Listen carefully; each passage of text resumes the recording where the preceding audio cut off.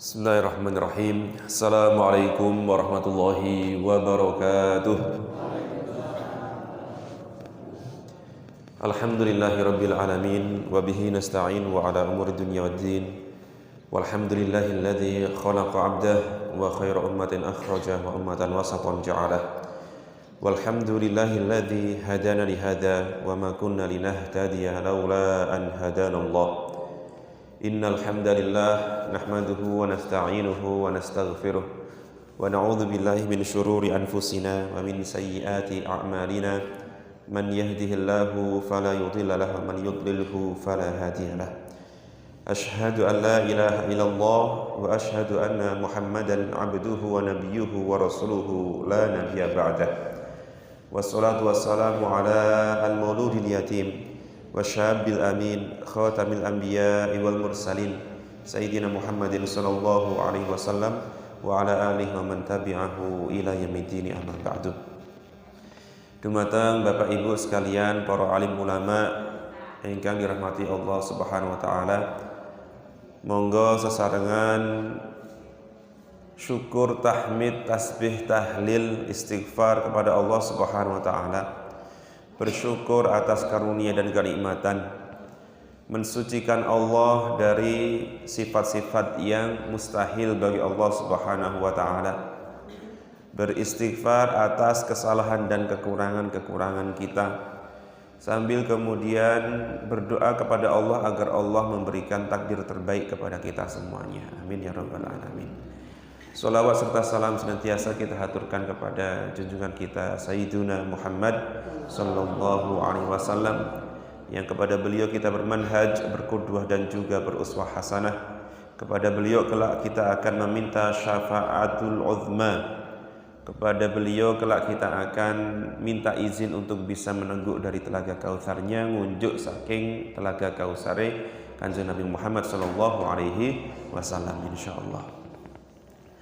Bapak Ibu sekalian, alhamdulillah sapunika sampun mendekati bulan Ramadan, maka tak henti-hentinya kami semuanya mengingatkan agar mempersiapkan diri untuk menyambut tamu agung menika sasi Ramadan atau bulan Ramadan. Oleh karena itu, bagian dari mempersiapkan diri itu adalah mari kita kembali lagi mengkaji tentang hadis-hadis Kanjeng Nabi Muhammad sallallahu alaihi wasallam, mbok menawa ketika nanti kita berpuasa, deres Al-Qur'an di bulan Ramadan, tarawih di malam hari bulan Ramadan, berbagi takjil dan iftar di bulan Ramadan, itu semuanya didasarkan pada iman, istiqomah dan husnudzon kepada Allah Subhanahu wa taala.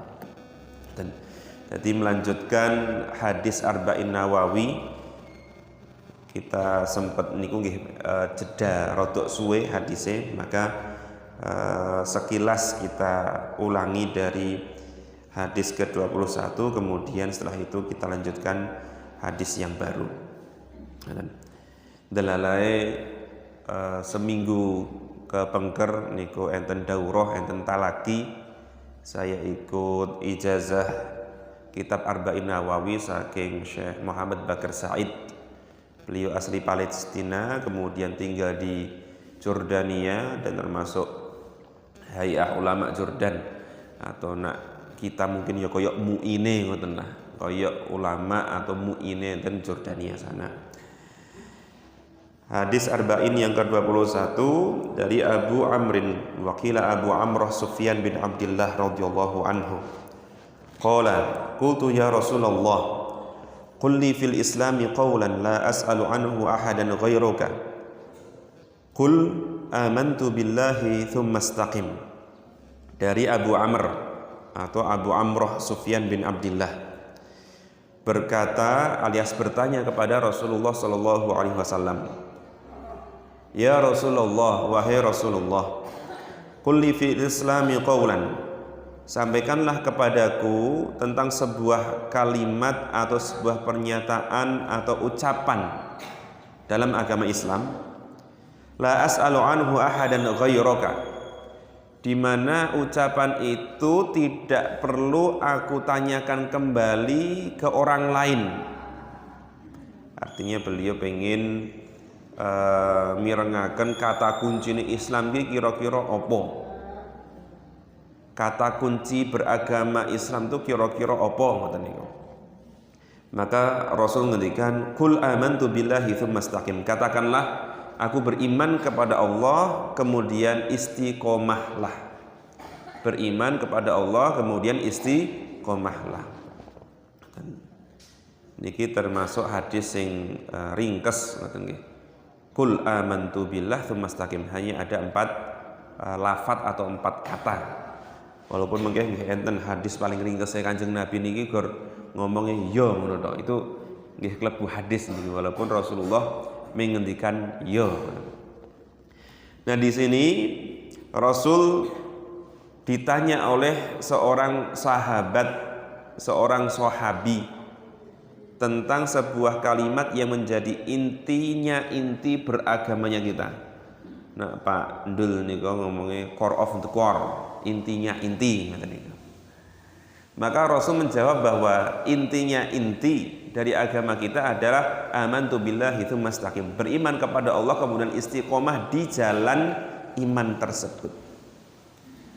Maka termasuk yang oleh Syekh Muhammad Bakar Said, beliau sering mengambil poin dan kemudian dijadikan wirid sing sering-sering kita baca adalah mengatakan bahwa amantu billah, aku beriman kepada Allah. Nah, lafaz umumnya nggih mungkin la ilaha illallah itu. La ilaha illallah Muhammadur Rasulullah. Kemudian niki Rasul tadi kan ditanya dengan penekanan la as'alu ahadan ghairaka. Wahai Rasulullah, aku pengen tekok sesuatu sing aku rak perlu nangkletke dumateng wong liyane.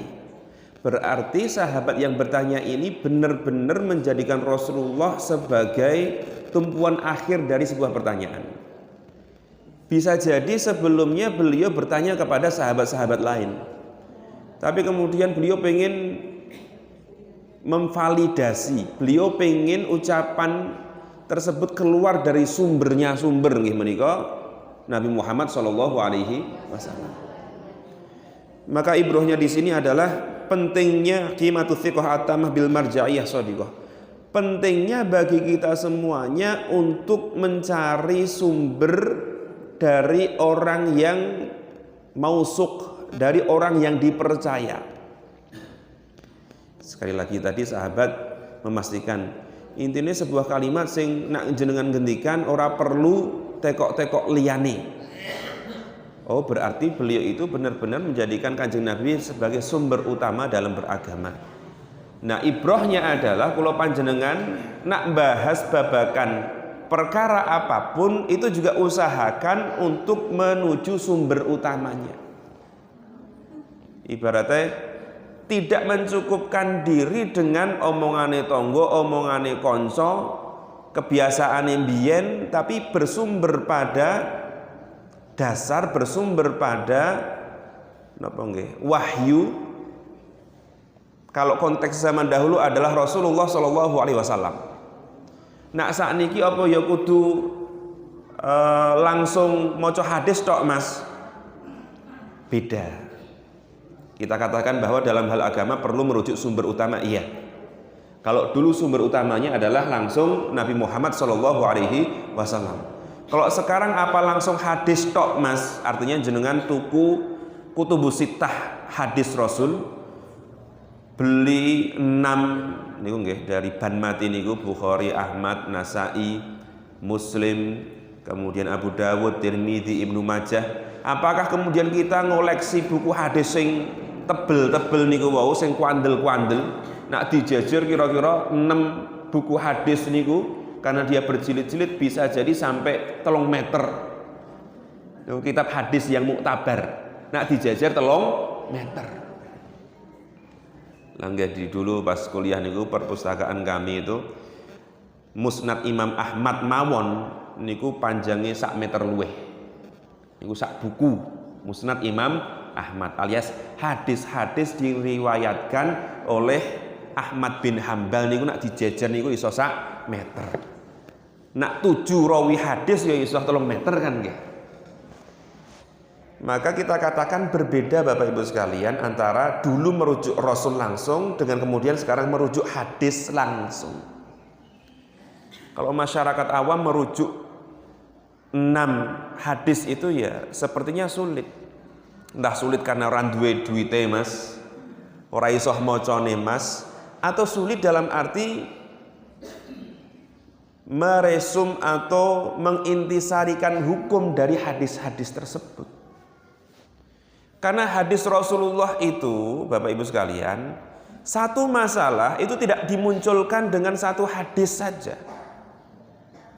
Contoh hadis tentang wudu, niku mboten lantas hadis tentang wudu gor siji tok mboten. Gor satu kola Rasulullah tok mboten. Hadis tentang wudu niku nggih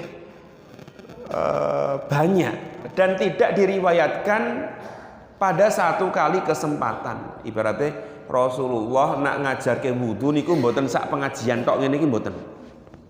Sing ngumpulke hadis-hadis wudu menjadi satu bab itu nggih para ulama. Maka merujuk kepada Quran dan hadis, merujuk kepada Allah dan Rasulullah adalah merujuk kepada ulama-ulama sing mumpuni. Jadi ibrohnya di sini adalah nak biyen nekani Rasulullah, nak sakniki babagan agama nggih nekani para ulama. Nah ngapunten kula menyambung lidah dari para kiai, asatid, masyayikh, memang harus dibedakan antara alim kalih penceramah. Alim niku benten kalih mubaligh. Nak mubaligh itu penceramah. Dan tidak semua mubaligh alim dan tidak semua alim itu mubaligh atau penceramah.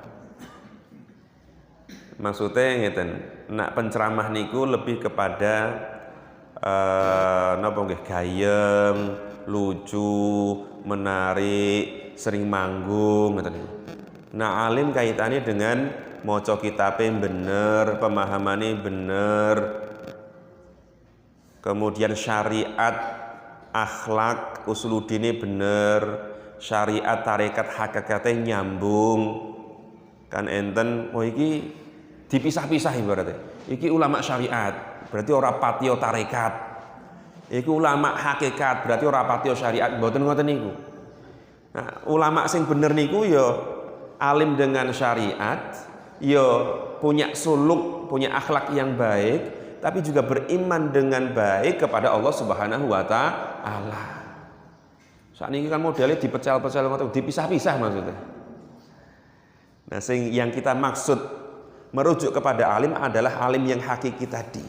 Bisa jadi kemampuan ceramahnya itu kalah kondang kalian sing nggon tipi-tipi. Tapi keilmuannya karena dia itu alim, hafidul Quran, hafal hadis, hafal matan-matan kitab, paham usul fikih, paham qawaid fikhiyah, ulumul Quran, ulumul hadis, nahwu sharaf nglothok dan lain sebagainya, ya itulah alimnya. Maka kembali bahwa sesekali kita nyaman dengan para penceramah-penceramah, tidak masalah. Karena beliau-beliau memang menyampaikan inti Islam dengan yang ringan-ringan, menyederhanakan pelajaran Islam dengan yang ringan-ringan sehingga mudah didengarkan oleh masyarakat umum. Tapi kalau babakan hukum, kembalinya adalah kepada para ulama. Kemudian Bapak Ibu sekalian, itu kira-kira intisari hadis dari yang ke-21. Iki ming review rien. Kemudian hadis yang ke-22. Hadis yang ke-22 ini termasuk hadis paling pendek banget. Nah, di daurah kemarin alias pengajian kemarin dari ulama Jordania niku nggih baru ngeh. Para rawuh niku ketika talaki, ketika ngambil sanad Arba'in Nawawi niku nggih baru ngeh, oh ternyata ini hadis paling pendek Rasulullah Shallallahu alaihi wasallam. Karena dalam hadis itu Rasulullah hanya mengatakan na'am. Na'am niku artinya napa wong? Yo, yes ngono tok. Jadi ngeten. Dari Abdullah Jabir bin Abdullah Al-Ansari, Abu Abdullah Jabir bin Abdillah Al-Ansori. Jenenge dawa men Mas mboten. Jeneng Arab kok ketok dawa niku jane mboten jenenge dhewe. Tapi enten kaya gelare ngoten niku. Contoh, Abu Abdullah niku kunyah. Kunyah niku celukan sing nak kaya Jawa niku Pakne Andi, Pakne Adam, Pakne Rois ngoten niku. Walaupun Pak Sarjono ketoke ora diceluk karo Pakne Rois. Rois soalnya rage, sing diceluk selalu dengan anak pertama. Pak Sarjono niku Pakne Ika ngoten niku. Nah niku dalam bahasa Arab namanya kunyah dan itu memang sebutan sing umum bagi kalangan Arab. Artinya budaya Jawa dengan budaya Arab ternyata salah satu kesamaannya adalah tentang celukan niki. Nama orang itu ketika dilahirkan mungkin Ahmad, tapi gandeng duwe anak jenenge Hasan diceluk Pakne Hasan. Maka sama di sini sahabat Nabi niku jeneng asline adalah Jabir. Tapi goro-goro duwe anak jenenge Abdullah. Nak cara pager Abdullah selukane Dul napa? Dula. Nak cara Arab kan jenengan jiko jeneng Arab ya kudune manggile nyeluke ya kaya Arab sing lengkap ngoten niku. Nak mriku Abdullah niku ya celukane Abdullah ngoten niku. Ora gordul ngono tok. Muhammad dadi Mat ngono tok. Lukman dadi Man ngono tok. Jadi orang Arab tidak mengenal panggilan dengan suku kata. Ya wis budayane dhewe-dhewe kan. Nah Jabir itu punya anak Abdullah, maka beliau diceluk dengan Abu Abdullah Jabir Al-Ansori. Al-Ansori niku sanes jeneng tapi nisbah ke daerahan. Jadi Al-Ansori, Al-Hanafi, Asy-Syafi'i, kemudian napa meneh nggih? At-Tirmidzi, Al-Bukhari niku sanes jeneng. Tapi nisbah niku penyematan. Penyematan tentang apa? Kadang penyematan tentang daerah. Imam Bukhari, Imam Tirmidzi itu bukan nama ketika lahir jenenge Bukhari ndak, tapi karena asalnya dari Bukhara. Bukhara dadi Bukhari ngoten niku. Contoh Mahfud At-Termasi. Termas niku kan nama daerah. Karena Syekh Mahfud atau Yai Mahfud niku alim terkenal, maka dijuluki Mahfud Al-Termasi. Atau Musnadud Dunya, kita itu punya ulama Nusantara asalnya saking Padang, lama di Mesir dan Madinah di Saudi Arabia. Kemudian para penghafal hadis niku di era modern kalau ngapal hadis dan pakai sanad rata-rata pasti melalui jalur beliau. Namanya Syekh Ali Al-Faddani. Ali Al-Faddani. Faddani niku sanes jeneng tapi nisbah kedaerahan karena beliau dari Padang. Sing ngoten-ngoten niku namanya nisbah. Nah, termasuk Al-Ansori karena memang beliau adalah sahabat Ansor alias asli Madinah. Nah, saking Mekah disebutnya muhajirin niku al-muhajir. Beliau ngendikan anna rajulan sa'ala Rasulullah, bahwa seorang laki-laki bertanya kepada Rasulullah. Laki-laki niku mboten disebutke jenenge sapa, tapi intinya Jabir niku ngonangi ujug-ujug eneng wong lanang datang kepada Rasulullah, bertanya kepada Rasulullah, pertanyaane ngeten. Ya Rasulullah, ara'aita idza shallaitul maktubat. Duh Kanjeng Nabi, pripun pendapat jenengan nak aku ki salat 5 waktu, wasumtu Ramadan, poso Ramadan, ahlaltul halal, aku ya menghalalkan yang halal, wa haramtul haram, aku juga tidak melakukan hal-hal yang diharamkan, walam azid ala dzalika syai'an, dan aku tidak menambahkan apapun itu setelahnya. Berarti ibaratnya gor salat 5 waktu, poso Ramadan, sing haram ya ditinggalke, sing halal ya dicake. Haram ditinggalke ibaratnya judi ditinggalkan, zina ditinggalkan, khamr ditinggalkan, kemudian puding geteh ya ditinggalkan. Ngertos puding geteh? Didah itu. dilapori jarene genjur-genjur kayak puding Mas ngono kuwi. Kuwi nate ingin ke sebuah tempat jarene viral. Dan delalae kula mboten ngertos nggone, akhirnya buka map ternyata bukae nembe jam 09.00. Ya wis ra sida sarapan mulih. Bar kuwi curhat ning kanca-kanca. Lho Tan, jenengan ajeng mriko to? Kuwi jane sing duwe ya muslim, tapi saya dulu ke sana penjualnya jual puding geteh wau. Puding geteh, mboten aneh. Walaupun kanca kula niku pas mriko jane ya ngomong, "Bu, niki gorenge benten to ora karo gorengan-gorengan liyane to?" Walaupun dijawab, "Iya Mas, gorenge beda," ngono niku. Tapi yo tetep ora tegel. Ora tegel bali ning rono meneh ngoten. Ini tidak provokasi, tapi kalau jenengan muslim, ampun ngedol panganan-panganan sing cetha-cetha haram. Dan itu enggak ada khilaf niku. Enggak ada perbedaan pendapat bahwa darah itu halal, enggak ada perbedaan pendapat. Darah atau dideh atau saren. Nah, sareh iki ketoke malah wangi niku. Saren, dideh atau saren itu enggak ada perbedaan pendapat akan keharamannya. Astagfirullah. Kemudian wes ngono, aku tidak makan sesuatu yang haram, walam azid ala dzalika syai'an. Ngapunten, tidak makan yang haram niku bukan masalah babagan panganan to, tapi harta yang haram pun juga dihindari. Karena sementara ini okeh sindiran. Muslim ki nak babagan babi ketoke anti banget. Karena kan babi jelas-jelas haram.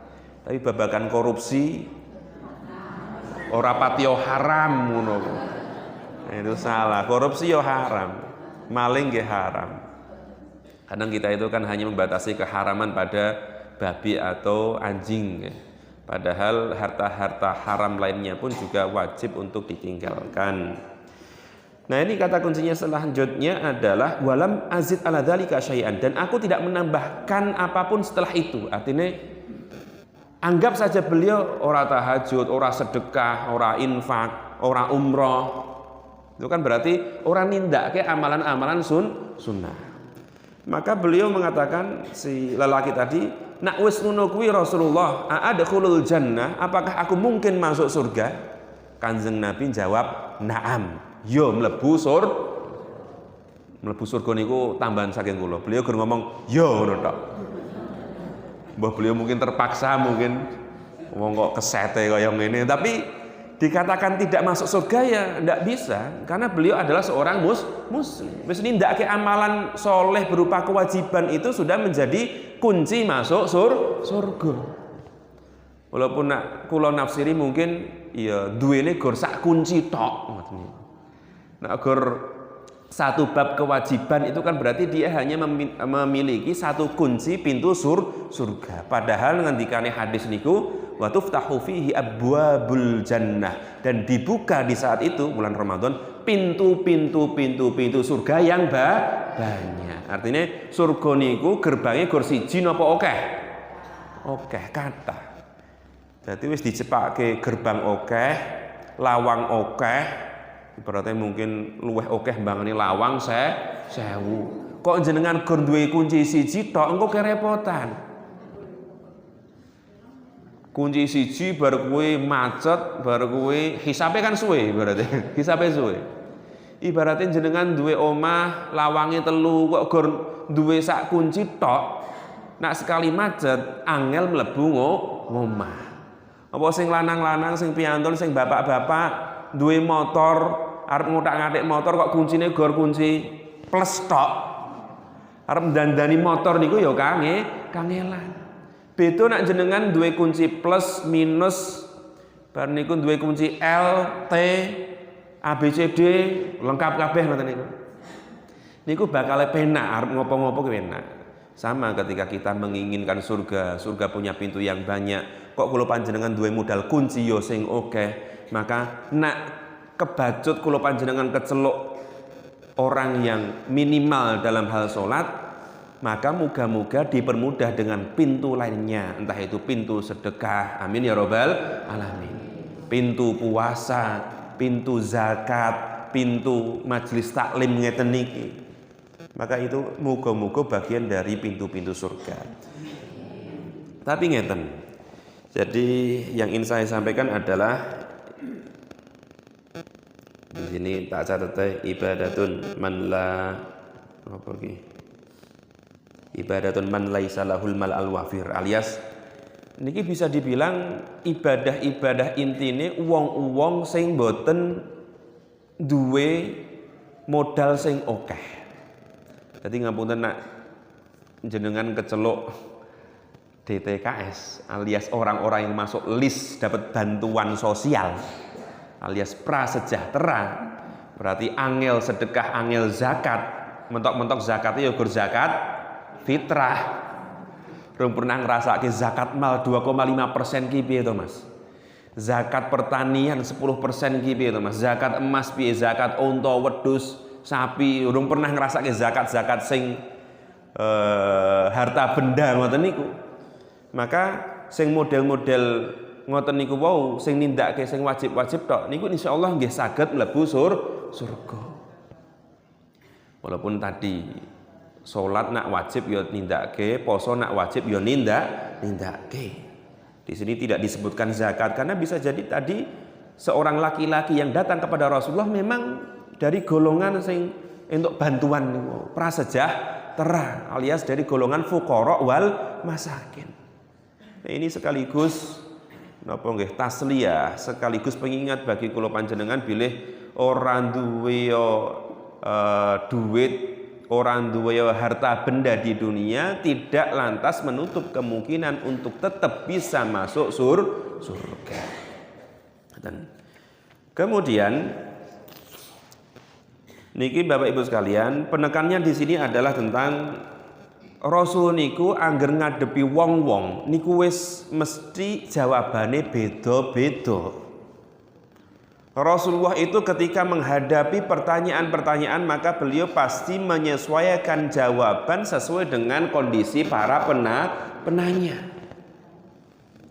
Kalau Rasulullah kedapatan orang yang kata iki madhab minimalis maka beliau sekarang mengatakan ya ngono tok. Artinya beliau tidak menambahkan nak iso ki karo tahajud, karo duha, kemudian karo sedekah.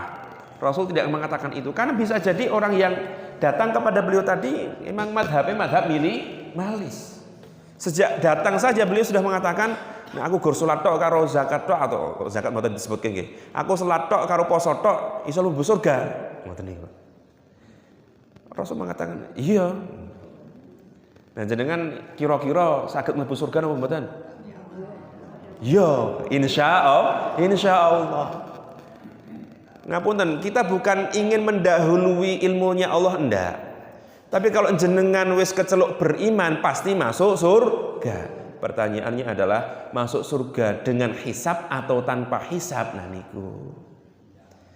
Maka kita diajarkan oleh Nabi Muhammad tungone Allahumma hasibna hisaban yasiron. Monggo sesarangan Allahumma hasibna hisaban yasiron.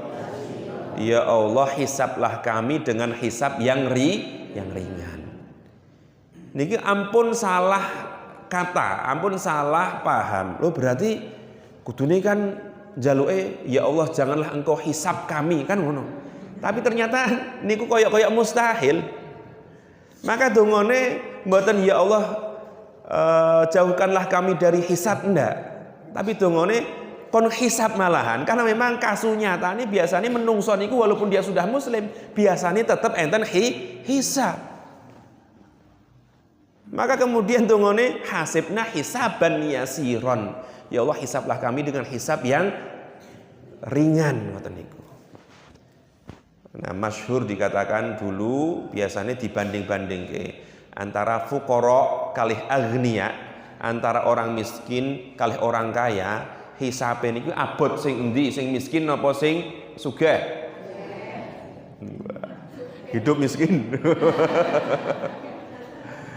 Syukur saleh dadi wong sugih ngoten niki. Terus akeh sing dadi penjabat-penjabat sing juragan-juragan.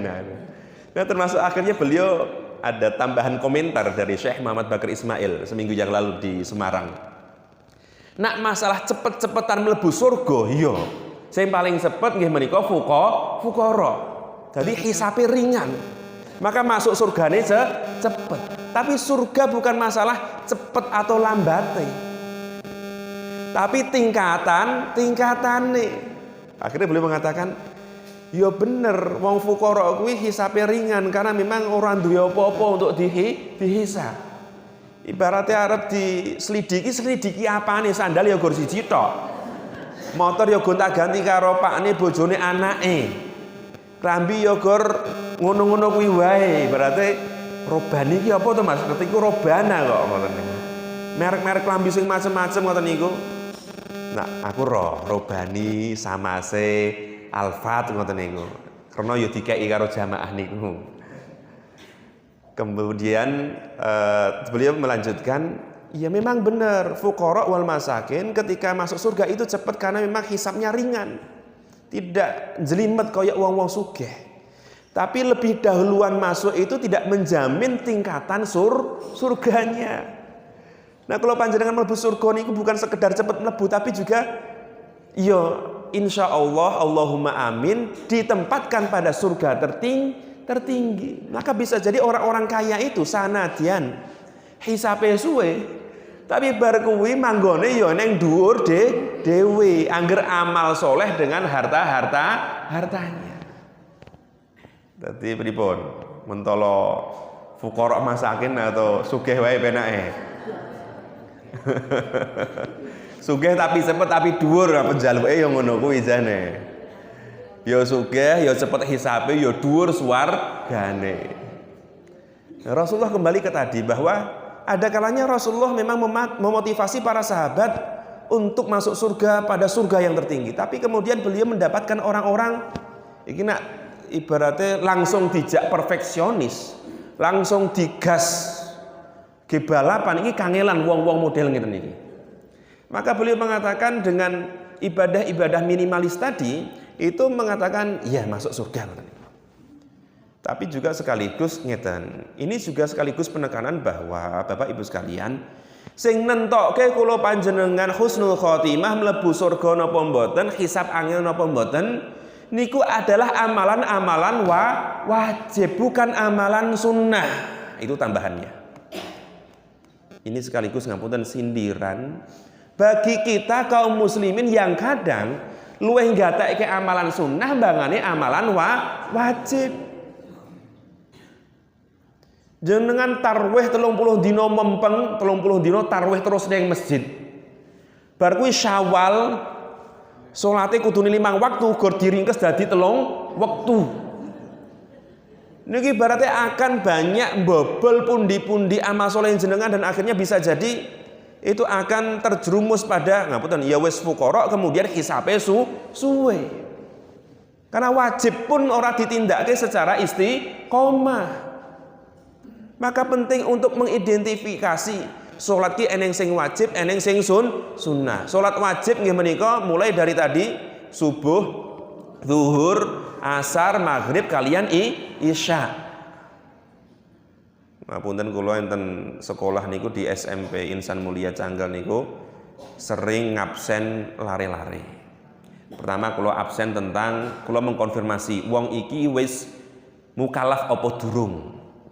Nak sing putri niteni mukalafe niku gampang karena mesti ada cairan, ada darah yang keluar. Berarti wis haid, nak wis haid berarti wis mukallaf. Nak wis mukallaf berarti wis wajib nindakake salat 5 wektu.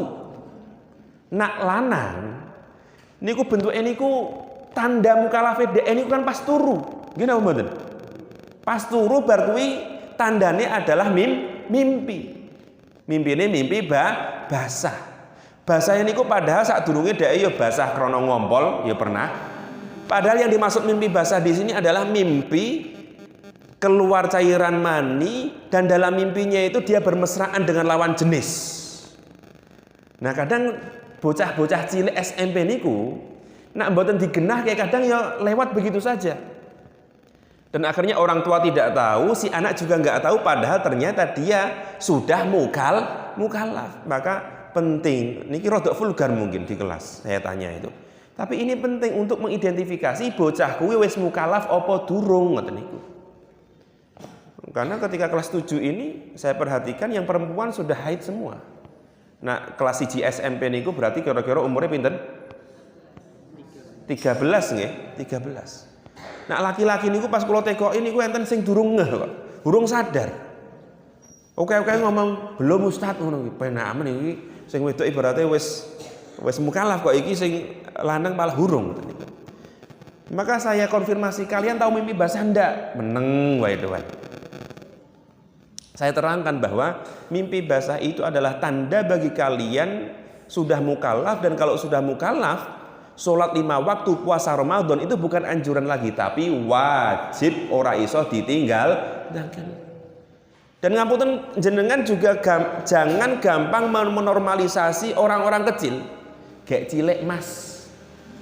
Kemudian standar kita itu kan kadang cilik itu gek entuk fitrah mas. Gek imut-imut mas. Jadi mukallaf atau tidak mukallaf dalam agama Islam tondone bukan gek entuk fitrah lah, gek lucu-lucune lah, mboten ngoten niku. Tapi mimpi basah atau belum. Kalau niku nak kelingan ya jane isin. Tapi kemudian menjadi ilmu. Kalau niku pas mimpi basah niku ya akhirnya cerita karo mbok kula. Dan gobloke kula cerita karo koncoku ngono. Kan aib niku jane. Wah penak banget ngoten lho ibaratnya. Jenenge ra roh nggih. Maka nak ra roh ngoten niku ngapunten, yang berwenang dalam memahamkan ini adalah orang tua. Nah, maka pahamkan le nak kowe wis pas turu kok tangi-tangi bar kuwi tititmu kok eneng nak wis tangi turu ketoke kan mboten ketok meleh nggih. Putihnya niku gak ketok leh, tapi kok krasane niku lengket-lengket. Bar kuwi mau ketoke mimpi penak ngoten mawon. Mimpi penak apa mungkin kowe mimpi kelonan, apa mungkin kowe mimpi berduaan. Kok muncul mimpi seperti itu, berarti kowe wis mimpi basah, berarti kowe wis mukallaf. Itu nggak boleh tabu antara orang tua dengan anak, harus ada komunikasi itu. Nah, maka kemudian kembali ke pokok masalah bahwa jangan remehkan hal-hal yang wajib. Jadi sak minimal-minimale muslim, kok dia niku sampun nindakke sing wajib-wajib wau, ya wis keceluk muslim dan masuk surga. Sekali lagi panjenengan babagan sholat ampun diwale tarwe mempeng sholat 5 waktune bolong. Posone nak posone enten kadang posone ngoten niku. Luweh poso dina, poso sing ge mistis-mistis niku lho, poso sing dige aji-aji. Gitu. Poso sing jarine mbah kono kae nak poso 45 dina ngono kuwi. Kuwi jarene dompete isi terus mas. Sementing nak bengi tirakatan jogo lilin. Nak awan poso wae mas. Nah kuwi ngingu babi ngepet nak kuwi. Dadi nak awan poso bengine kerja kuwi mencurigakan kuwi.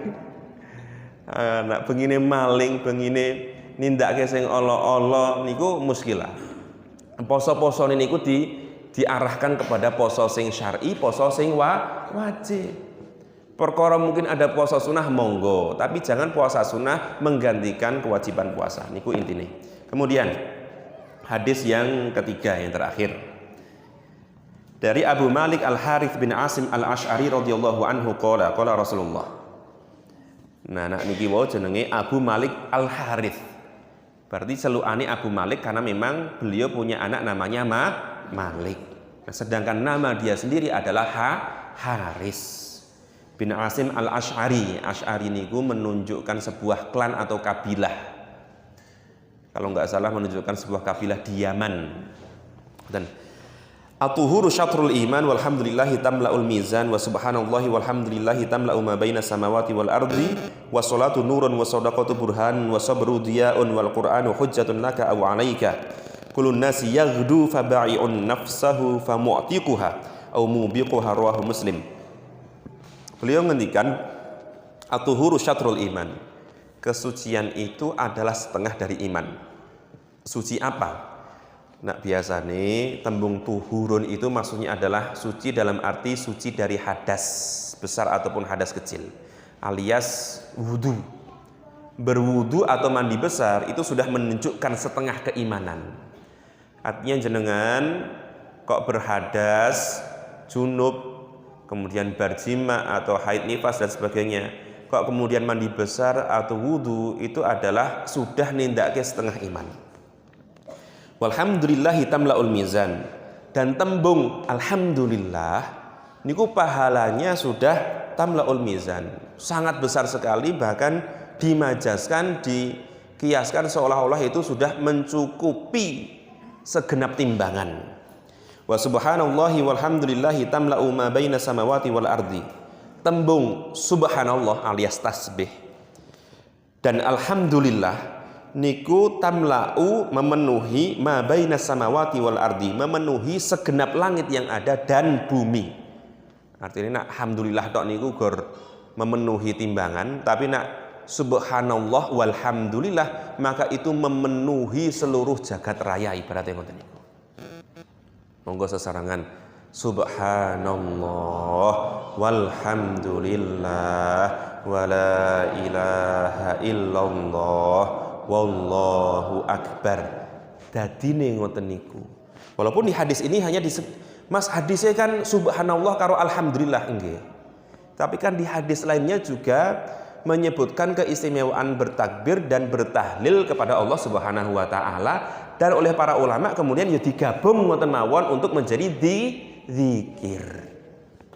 Itu ya zikir harian, zikir di semua waktu, semua tempat, tapi juga menjadi bagian dari zikir maksurat, zikir petang ataupun pagi, termasuk zikir dalam hizb-hizb atau rotib-rotib, kumpulan wirid-wirid ngoten niku lah ibaratnya.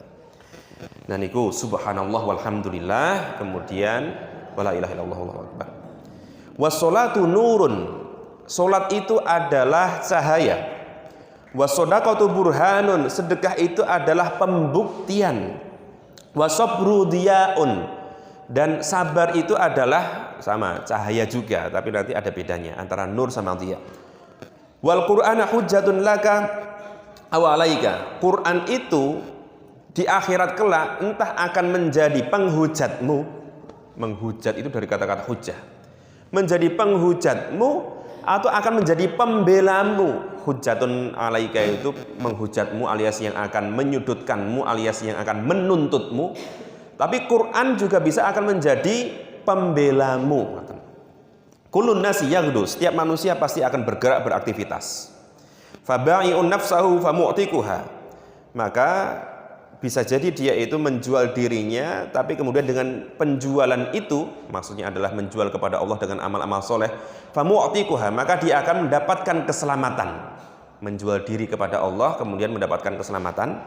Au mubiquha, atau dia menjual jiwanya kepada selain Allah, maka dia akan menghancurkannya atau menghancurkan jiwa tersebut dan merugikan dirinya sendiri. Menjual kepada Allah berarti jelas ngamal soleh, beriman kepada Allah. Nah, menjual kepada selain Allah berarti koyok nggon film-film pengabdi setan. Nggih ndelok jenengan. Wedi. Pengabdi setan. Kula nggih mboten ndelok. Tapi ya dari judul filmnya wes ketok lah, ngedine neng setan. Entah setan dalam wujud mistis gaib ataupun setan dalam wujud manusia. Nauzubillahi min dzalik. Nah, Bapak Ibu sekalian, niki penting disampaikan bahwa tadi dikatakan pertama adalah as-sholatu nurun sama as-sabru diyaun. Dan sering dalam Al-Quran kita mendapatkan wasta'inu bis-sabri was-sholah. Saya tidak membahas dari sisi iki hadise sholat sik bar kuwi sabar, nek ning Quran sabar sik bar kuwi sholat. Saya tidak membahas dari sisi itu, tapi saya membahas dari sisi bahwa Sholat sama sabar itu entah dalam Quran ataupun hadis sering beriringan. Sering beriringan. Nurun tadi dikatakan as-sholatu nurun, sholat itu adalah cahaya. As-sabru diya'un. Nur itu adalah sebuah cahaya yang tanpa panas. Tapi dia itu adalah cahaya yang dilahirkan dari sesuatu yang panas, alias dalam konteks ini di dunia itu api. Maka rembulan Badr itu lebih tepatnya dikatakan sebagai nurun. Allahu nurus samawati wal ard.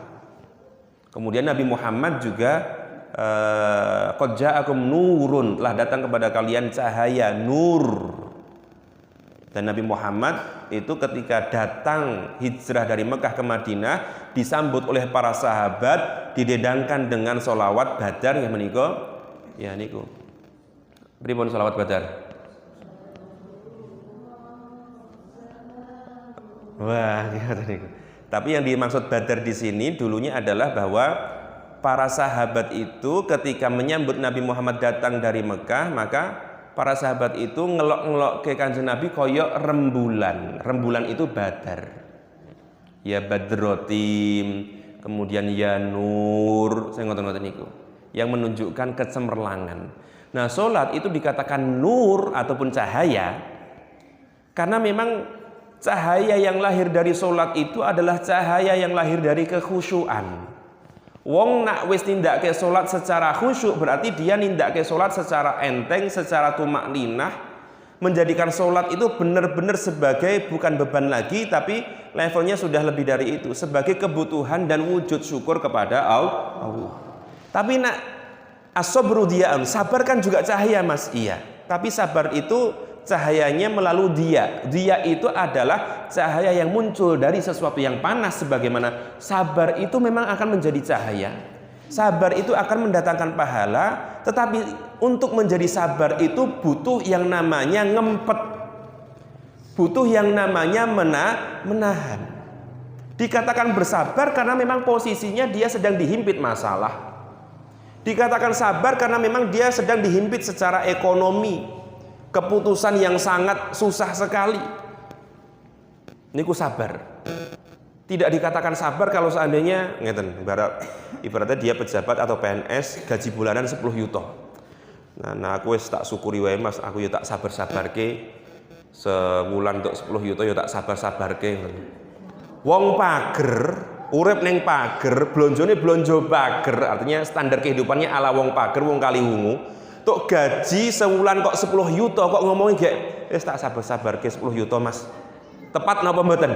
Mboten.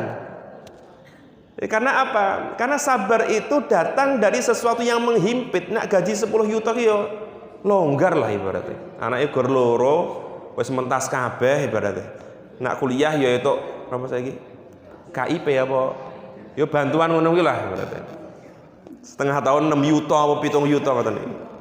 Dikatakan sabar kalau seandainya ngapunten wes keluar modal dari pertanian sebanyak 3 yuto, panene gor 2,5 Bu. Wih, ya sabar ya kudu tobat. Ya memang ada kerugian-kerugian yang ekstrim ngoten niku. Dikatakan sabar kalau seandainya kebutuhan dia 3 juta tetapi pendapatan yang cetok yang dia dapatkan hanya 2,5 juta. Dikatakan sabar kalau seandainya dia di bulan itu harus membayar SPP 3 anaknya dengan jumlah 1,5 juta, tetapi kemudian uang dia ada pada pihak lain karena hutang piutang. Maka sabar itu pasti dengan memikul atau menahan sesuatu yang pahit. Maka dalam bahasa Arab itu ada istilah as-sabru kas-sabiri. 2 lafadz yang susunan katanya itu sama, podo-podo tersusun dari huruf sod, ba, dan ro.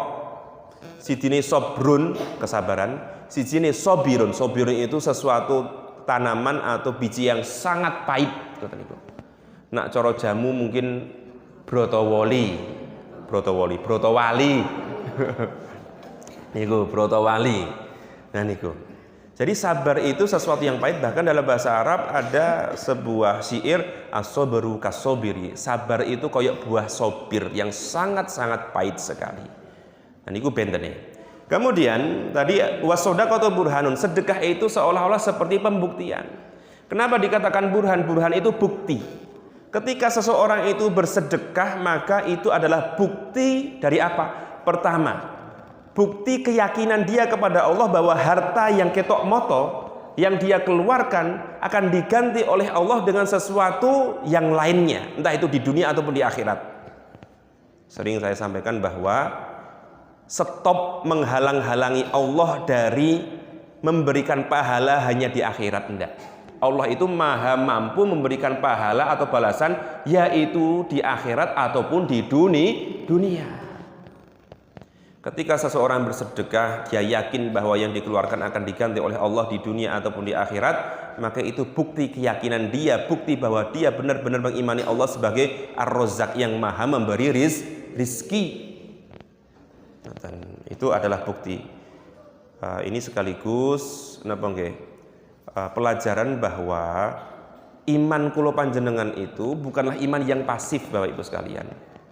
Iki pun terakhir. Iman kula panjenengan bukan iman yang pasif. Iman sing pasif niku pripun? Iman sing gur dibatin tok. Maka di hadis sebelumnya adalah amantu billah wastaqim, beriman kepada Allah kemudian istiqomahlah. Istiqomah dengan apa? Dengan amal soleh. Dan di hadis ke-23 tadi contohnya adalah ya tadi ada sholat, ada sabar, ada sedekah, ada maca Quran. Sabar itu adalah amal batin. Sedekah, sholat, maca Quran adalah amal lahir. Maka saya katakan iman kita bukan iman yang pasif sing kebatinan tok mboten. Ngapunten, tidak perlu jenengan meri, tidak perlu jenengan salah sangka terhadap sebagian orang yang mengklaim bahwa tingkatanku wis dhuwur nduk. Nak levelmu ki ya levele sholat nang masjid wae. Jamaah, nak levelku ki yo neng omah dzikir ki wis dhuwur niku pret niku napa niku hoax niku, itu pembodohan. Level kehakikatan kemakrifatan itu tidak boleh terputus dari syariat, dari sholat. Maka sekali lagi agama kita Islam bukan agama kebatinan yang hanya mengandalkan sing penting atine apik. Ati apik niku penting dan harus betul. Mempunyai jiwa yang baik, jiwa yang bersih, hati yang bersih, tidak syirik, tidak suudzon, tidak provokatif, tidak gampang nesunan, tidak gampang marah, itu harus iya. Tapi bahwa batin kita perlu dibuktikan dengan sholat, dengan sedekah, dengan baca Quran, itu juga sebuah kewajiban. Nah, maka Bapak Ibu sekalian, sekarang kita semuanya tambah paham bahwa beragamanya kula panjenengan harus memenuhi dua unsur tadi, unsur lahir kalian unsur batin. Dan saya kira itu Bapak Ibu sekalian, sehingga apa yang kita kaji sekilas tadi bisa menambah keimanan, kesadaran kita semuanya, sekaligus cara berpikir kita bahwa agama ki yo eneng prioritase antara wajib karo sunah, yang didahulukan pundi wajib-wajibe. Maka entah sholat, sedekah itu kalau seandainya jenengan luweh ngugemi sing sunah tapi ninggal ke sing wajib, itu adalah sebuah kesalahan, harus dibenarkan lagi, harus dikaji lagi, ngoten niku. Dan Al-Abbas kemudian dinukil oleh Syekh Abdul Fattah Abu Hudah niku kemudian menyampaikan sebuah bait panjang yang salah satu petikannya adalah inna amwalaka la yughni nasa kullahum fakhussa bihi ahlal haqqi. Sesungguhnya harta kamu itu tidak bakal mencukupi semua pihak, semua orang. Maka prioritaskan harta kamu pada orang-orang yang berhak saja, pada yang hak-hak saja. Jenengan duitnya terbatas, maka jenengan harus mendahulukan kewajiban dari harta itu. Karena harta itu kan ada yang wajib dikeluarkan, ada yang sunnah dikeluarkan. Yang wajib dikeluarkan, Mas aku urung wajib zakat. Nggih betul, bisa jadi karena gaji jenengan atau pendapatan bulanan jenengan 3 juta 4 juta berarti belum wajib zakat. Tapi bukan lantas berarti tidak ada kewajiban harta lainnya. Jenengan memberikan makanan kepada keluarga, jenengan memberikan pendidikan kepada keluarga, anak putu, itu adalah bagian dari wajib harta. Baru kemudian sesekali memberikan yang sunah-sunah, jajan, kemudian liburan, kemudian sedekah, itu kan juga sunnah. Itu mengikuti setelah kewajiban terpenuhi. Maka pertanyaan-pertanyaan, Mas, aku apike piye Mas? Akikah dhisik apa kurban dhisik? Itu kan butuh prioritas. Podo-podo objeknya kambing alias wedhus. Mboten kula jawab saiki. Mang tanglet ning Google ya oleh. Tapi maksudnya saya ingin ngajari bahwa enten prioritas ngoten. Sama termasuk Mas, aku apike piye? Nikah dhisik apa umroh dhisik ngoten niku. Nikah dhisik apa haji dhisik? Bangun omah dhisik apa ngibadah haji dhisik? Itu kan butuh pemikiran untuk sing prioritas sing ndi, sing wajib sing ndi, nggih napa mboten? Dan tidak semuanya kemudian enten hadisnya dalam Quran.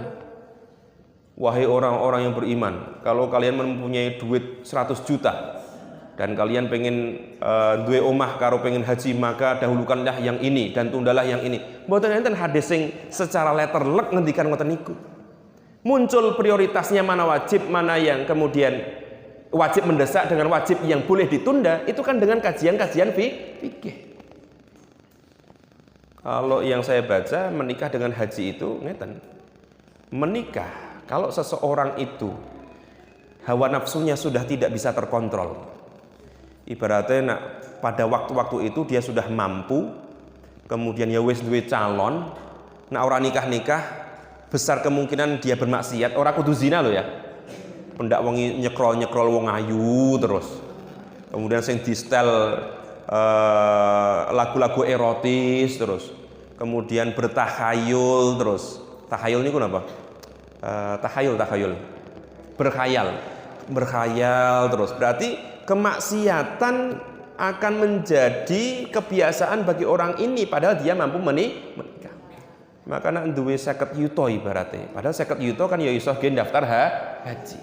Maka ulama mengatakan oh berarti kondisi bagi orang ini adalah dia wajib nikah dan wajibnya adalah mendesak. Adapun haji itu wajib tapi dengan tarohi, dengan boleh tunda. Maka ulama akan mengatakan oh prioritasnya seseorang bagi yang kondisinya seperti tadi adalah nikah dulu. Karena memang nikah niku mboten satu hukum. Nah, jenengan rujuk ke fikih, hukum menikah niku mboten satu hukum. Ada kalanya wajib, ada kalanya sunnah, ada kalanya mubah dan bahkan ada kalanya haram. Nggih. Ngapunten kejadian ketika ada suami istri, suaminya sakit fisik, ora iso ngopo-ngopo. Istrinya tidak sakit fisik tapi sakit mental. Dan kejadian seorang anak terlunta-lunta, dia hidup di kandang ayam dan akhirnya seluruh tubuhnya sudah banyak cacingnya. Artinya ada kemudorotan. Itu dikaji, Bu. Di fikih itu kami di majelis tarjih atau mungkin bahsul masail lainnya itu dikaji. Ini ketika ada seorang perempuan usianya sudah 20 tahun tetapi punya gangguan seperti itu. Apakah boleh nikah atau enggak? Anggap saja boleh. Apakah boleh hamil atau enggak? Itu akan menjadi kajian.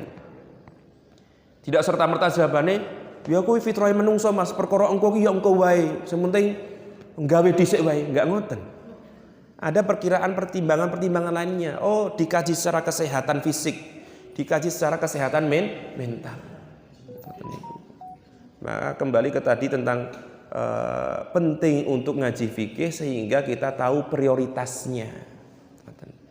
Endi sing wajib tapi mendesak, endi sing wajib tapi kemudian boleh dengan tunda. Kalau bahasa Arabe wajib alal faur dengan wajib alat tarohi. Semoga yang sebentar ini atau mungkin kesuwen bisa mengingatkan kembali kepada kita agar mengaji secara rutin terutama tentang fikih karena fikih itu adalah terapan harian kita. Baru kemudian kita lengkapi dengan kajian-kajian lainnya, tadabbur Al-Qur'an, maca syarah hadis, ngoten-ngoten niku. Sehingga kita sebagai muslim yang taat secara batinnya tapi juga lengkap menjalankan syariat lahir zahirnya. Amin ya rabbal alamin. Aku qouli hadza wa syukru minni khalisuhu ala husni istimaikum wal afu minkum. Wassalamualaikum warahmatullahi wabarakatuh.